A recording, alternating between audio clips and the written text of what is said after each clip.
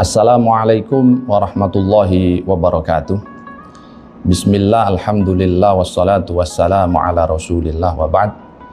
Para jamaah haji sekalian yang dirahmati oleh Allah subhanahu wa ta'ala, para pemirsa dan seluruh awak media, alhamdulillah wa syukrulillah, hari ini kurang lebih seminggu lagi kita akan memasuki puncak ibadah haji 1446 Hijriah yang insya Allah akan jatuh pada hari Kamis ya, tanggal 9 Dzulhijjah nanti. Salah satu hal penting yang perlu kita ketahui bersama adalah amal ibadah atau manasik di Muzdalifah. Jadi setelah seluruh jamaah haji itu bergerak dari Padang Arafah di tanggal 9, kemudian masuk malam hari, malam tanggal 10 Dzulhijjah, maka seluruhnya bergerak ke Muzdalifah untuk melakukan mabit di Muzdalifah. Hal ini sesuai dengan firman Allah Subhanahu wa taala, "Fa idza afattum min Arafatin fadhkurullaha 'indal masy'aril haram." Ketika kalian semua bertolak dari Arafah, maka perbanyak zikir di Masy'aril Haram atau di Muzdalifah. Apa itu Muzdalifah? Muzdalifah secara bahasa adalah al-izdilaf ya. Berasal dari kata al-izdilaf, maknanya al-ijtima', berkumpul, atau al-iqtirab, dekat. Nah, di sini kalau kita lihat dari aspek sejarah, memang ada beberapa riwayat yang mengatakan dulu Nabiullah Adam alaihissalam dan Ibunda Hawa itu berkumpul di tempat ini atau di Muzdalifah ini. Karena itu tempat ini disebut dengan Muzdalifah. Tapi dalam perkembangannya kemudian turun-temurun menjadi bagian dari syariat ibadah haji. Kita semua melakukan mabit di Muzdalifah berdasarkan firman Allah yang tadi sudah disebutkan, dan juga berdasarkan apa yang dilaksanakan oleh baginda Rasul Shallallahu Alaihi Wasallam pada saat haji wada. Beliau sampai di Muzdalifah di malam tanggal 10, kemudian beliau meminta sahabat Bilal untuk adzan dan menunaikan ibadah sholat maghrib dan isya secara jamak ya, satu adzan dengan 2 iqamah. Nah, sejak saat itulah maka kemudian syariat untuk mabit di Muzdalifah ini menurut pandangan mayoritas ulama dihukumi sebagai bagian dari wajib haji. Barang siapa yang meninggalkan mabit di Muzdalifah menurut mayoritas ulama maka dikenakan dam. Tetapi dalam kondisi-kondisi tertentu, misalnya kepada mereka yang udzur, yang punya halangan, maka dibolehkan untuk kemudian tidak mabit atau tidak menginap di Muzdalifah. Ada beberapa riwayat yang menyebutkan bahwa ada para sahabat yang izin kepada Nabi, mereka adalah sahibul a'dar karena punya kegiatan yang memaksa mereka untuk meninggalkan Muzdalifah, seperti para penggembala unta atau orang-orang yang kemudian sibuk melayani jemaah haji, konsumsi dan siqayah atau memberikan minuman zam-zam kepada para jamaah, maka mereka diizinkan oleh Nabi untuk tidak bermabit di tempat ini. Sebagian riwayat juga disebutkan bahwa ada perempuan-perempuan yang karena khawatir akan mendapatkan menstruasi, maka mereka bergegas dari Arafah langsung ke Mekah untuk menunaikan tawaf ifadah. Dan karena itulah maka mereka tentu saja tidak mabit di Muzdalifah. Atas dasar ini kemudian para fuqaha, para ahli fikih itu berbeda pendapat tentang kebolehan mengenai meninggalkan mabit di Muzdalifah. Sebagian ulama dalam madhab Syafi'i atau bahkan Imam Syafi'i sendiri mengatakan dalam kitab Al-Um, hukum mabit di Mina itu adalah sunnah, Salah satu pendapat Imam Ahmad juga mengatakan mabit di Muzdalifah maksudnya itu adalah sunnah. Nah, atas dasar ini maka ada kebijakan pemerintah Indonesia sejak tahun 2024 dan insya Allah tahun ini juga akan diberlakukan, yaitu program Murur. Ya, apa itu Murur? Murur adalah pergerakan jamaah dari Arafah naik bus, kemudian melewati Muzdalifah tanpa turun, tanpa mabit di Muzdalifah, tapi langsung menuju ke tenda-tenda Mina. Ini gambaran tentang Murur. Nah, yang menjadi pertanyaan, apa hukum daripada Murur? Nah, ulama mengatakan bahwa Murur itu hukumnya boleh, dan haji para jemaah yang mengikuti program Murur ini juga sah. Mereka juga tidak dikenakan sanksi berupa dam. Kenapa demikian? Karena kita bisa mengambil qaul, misalnya qaulnya Imam Syafi'i tadi dalam kitab Al-Um yang mengatakan bahwa mabit di Muzdalifah itu hukumnya sunnah. Atau alasan yang lain seperti yang diungkapkan oleh Darul Ifta Al-Misriyah, lembaga fatwa Mesir, bahwa dalam keadaan udzur, misalnya mahal taklifnya, tempat di mana kita disyariatkan untuk mabit, yakni di Muzdalifah, itu tidak memungkinkan untuk didiami jutaan orang, dan senyatanya memang demikian, maka kita boleh meninggalkan Muzdalifah. Jamaah haji tidak harus mabit di Muzdalifah, dia bisa langsung menuju Mina.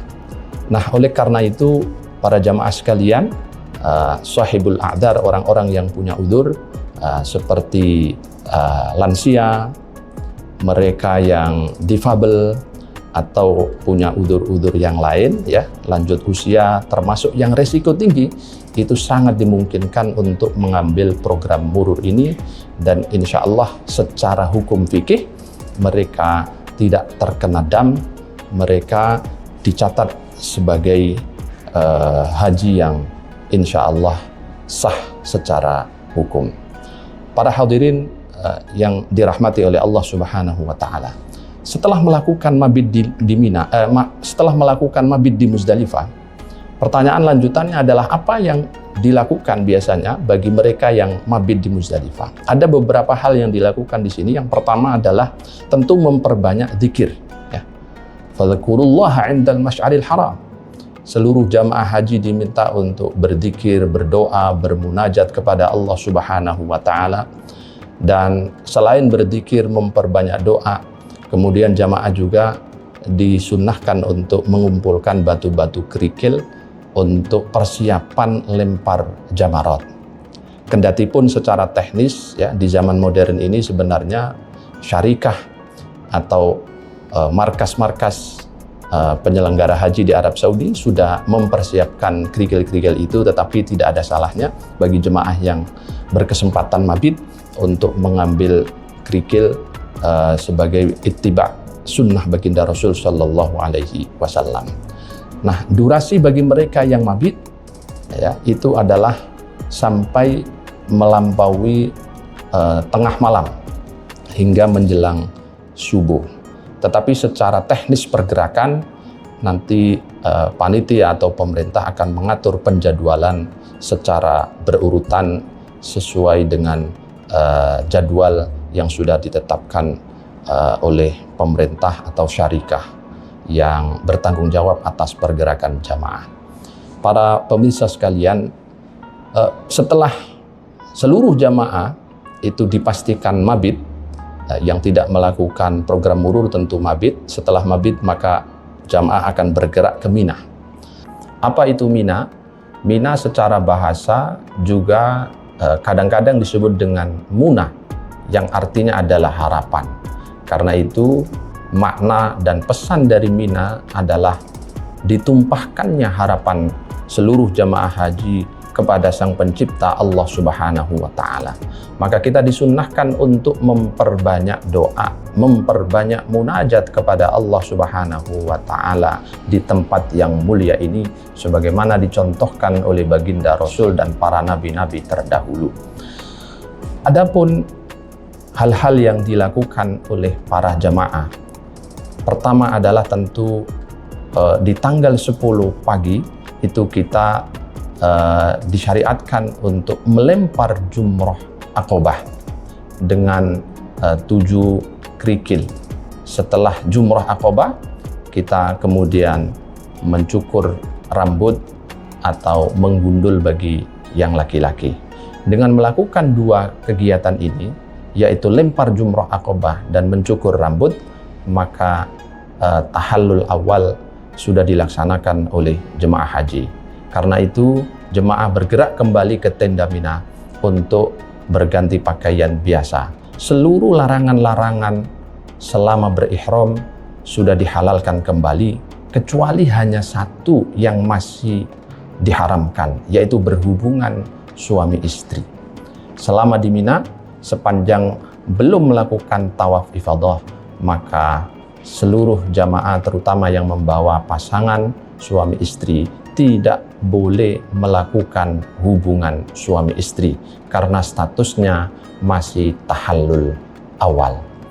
Para jamaah sekalian, kemudian setelah tawaf ifadah, kita akan kembali ke tenda Mina untuk beristirahat. Mabit di Mina malam tanggal 11, malam tanggal 12, malam tanggal 13.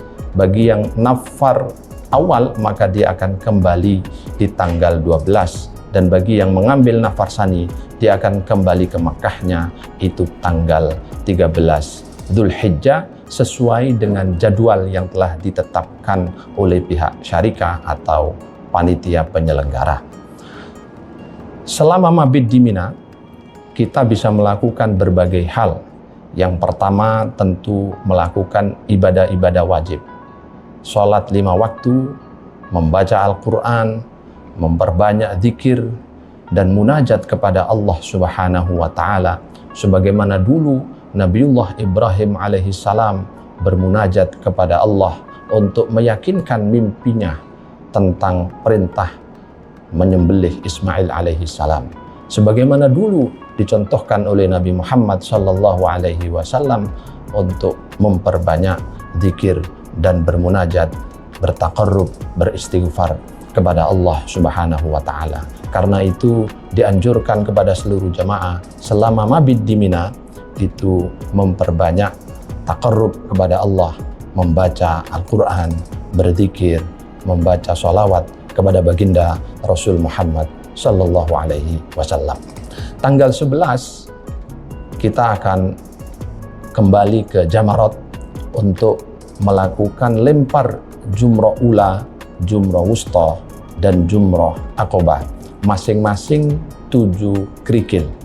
Kemudian kembali lagi ke tenda Mina untuk mabit di malam tanggal 12. Dan begitu seterusnya, tanggal 12 lempar jumroh Aqobah, tanggal 13 bagi yang nafar sani juga akan melempar jumroh 3 jumroh, yaitu jumroh ula, jumroh wusta, dan jumroh Aqobah. Setelah melakukan seluruh rangkaian lempar jamarat, ula, wusta, dan Aqobah, tanggal 11, 12, dan 13, seluruh jemaah akan bergerak kembali ke hotel masing-masing yang ada di Mekah Al-Mukarramah. Dalam tahun ini, insya Allah pemerintah akan menyelenggarakan program Tanazul. Program Tanazul adalah program di mana jemaah haji itu akan meninggalkan mabit di Mina. Mereka tidak menginap di Mina, tetapi langsung bergerak di tanggal 10 pagi melempar jumroh Aqobah. Setelah lempar jumroh Aqobah, yang mengikuti program ini akan langsung kembali ke hotel yang ada di sektor 1, sektor 2, 3, dan 4 sesuai dengan ketetapan yang sudah ditetapkan oleh Dirjen. Ada 95 kloter yang akan diwajibkan untuk mengikuti program ini. Yang menjadi pertanyaan adalah, apa hukum bagi mereka yang mengikuti program tanazul? Bukankah mereka meninggalkan mabit di Mina? Disinilah kemudian para ulama memberikan solusi. Yang pertama adalah, bagi mereka yang mengikuti program tanazul, berarti mendasarkan atau merujuk kepada pendapat yang mengatakan mabit di Mina itu hukumnya sunnah. Dalam madhab Hanafi, ya, mereka berpendapat bahwa mabit di Mina hukumnya sunnah, sehingga mereka yang tanazul itu hajinya dianggap sah dan tidak ada kewajiban atau tidak ada sanksi membayar dam. Para hadirin rahimakumullah, yang perlu diperhatikan khususnya bagi jemaah yang mengikuti program tanazul adalah mekanisme lempar jamarat di tanggal 11, 12, dan 13. Di tanggal 11, 12, 13, karena tidak ada mabit di Mina, maka seluruh jemaah yang ikut program tanazul ini harus datang ke jamarat melempar jumroh ula, wusta, aqobah, baik di tanggal 11, 12, 13, dan mereka langsung pulang ke hotel, tidak menginap atau tidak mabit di sekitaran jamarat, karena memang dilarang oleh pihak pemerintah setempat. Jadi setelah lempar jumroh ula, kemudian jumroh wusta, kemudian jumroh aqobah, jemaah langsung bergerak pulang kembali ke hotelnya masing-masing yang ada di wilayah Sisa dan Raudhah, sektor 1 sampai sektor 4. Tanggal 12 seperti itu kembali ke jamarat, ula, wusta, aqobah, pulang lagi. Tanggal 13 kembali lagi untuk melempar jumroh ula, wusta, aqobah, dan juga langsung pulang ke hotel masing-masing. Ini gambaran umum pelaksanaan tanazul bagi mereka, khususnya yang 95 kloter yang telah ditetapkan oleh pemerintah. Mudah-mudahan seluruh rangkaian ibadah haji tahun ini dimudahkan oleh Allah Subhanahu wa Ta'ala. Kita semua diberikan kesehatan lahir dan batin, dan juga diberi anugerah hajjan mabrura wa sa'yan masykura wa dzamban maghfura. Amin amin ya rabbal alamin. Hadanallahu wa iyyakum ajma'in. Wassalamu alaikum warahmatullahi wabarakatuh.